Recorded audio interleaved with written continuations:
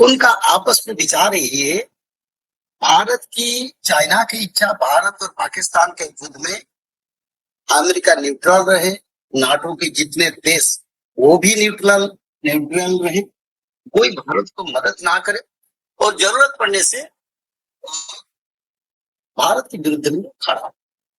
यही विचार विमर्श चल रहा है और भविष्य पुराण में इसके आधारित तत्व भी है। तो इसी हिसाब से भविष्य में चाइना और अमेरिका के बीच में तालमेल अच्छा होगा और भारत के विरुद्ध में दोनों मिलकर कार्य करेंगे। एक तरफ से चाइना युद्ध करेगा और अमेरिका उनको भी मदद करेगा।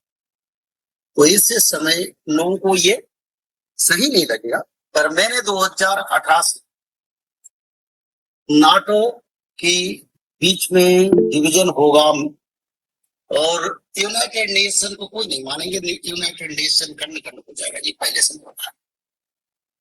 तो ये भी ऐसे होने वाला है आगे। तो इसीलिए समय कुछ अच्छा नहीं है, क्योंकि सब विश्वासघातक दुनिया बने हैं और भारत एक ऐसा देश है जो हमेशा सारा विश्व में शांति और विश्व के सभी मानवों का कल्याण चाहता है।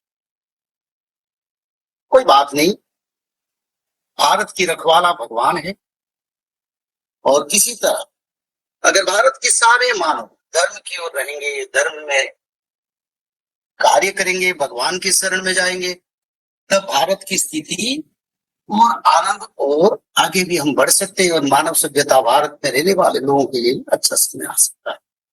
भविष्य में जब चाइना के साथ और पाकिस्तान के साथ हमारा लड़ाई होगा, उस समय अमेरिका से कोई मदद भारत को नहीं मिलेगा। ऊपर से एक बात कहेगा, अंदर से अलग कार्य करेगा। तो ऐसे समय आ रहा है, धरती पर बड़ा परिवर्तन का समय आ रहा है। युग परिवर्तन हो चुका है, कलियुग का अंत हो चुका है, सत्ययुग का आगमन का समय है और इस समय धरती पर पापियों का एकत्रीकरण, धर्मियों का भी एकत्रीकरण होगा। सारा विश्व में सारे धर्मी लोगों का एकत्रीकरण होगा और पाप में डूबने वाले जितने देश है या जितने मानव है उनका भी एकत्रीकरण होगा, उनका विनाश होगा।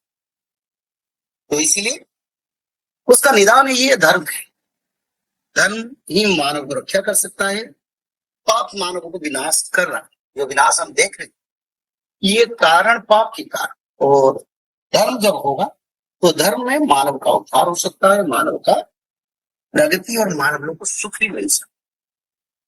तो इसलिए मानव सभ्यता का उद्धार के लिए, मानव सभ्यता का रक्षा के लिए निरंतर भगवान की शरण में जाना और भगवान की कृपा प्राप्त करना सभी मानव के लिए अच्छा।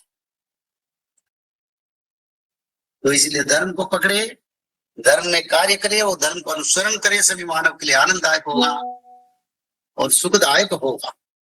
मैं सबको यही बताता हूँ, त्रिकाल संध्या करें।